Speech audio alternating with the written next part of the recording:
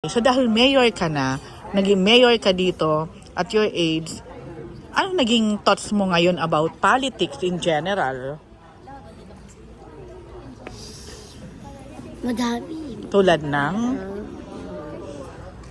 Tulad ng kapag dapat kapag nasa politics ka, huwag mo kakalabanin agad yung mga mas mataas sa'yo.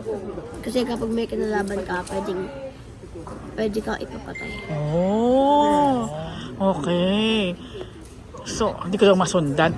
Pero ikaw, na-open ba yung mind mo sa politics? Dahil dito, Well, bago pa ako magganito, magumanap ng alam ganito. ko naman po ang politics. Na? Alam ko naman po ang mga politics na yan. Kasi madaming politics po kasi sa nangyayari dun sa amin, sa may kabayan. Aha.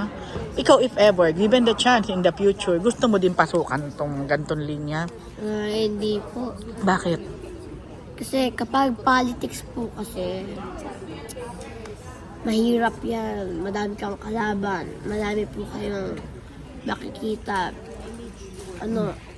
Kapag artista po kasi, maganda din po yan. Mas maganda po kapag naging international. Kasi kapag international po kayo, makakapag-travel po kayo bilang artista.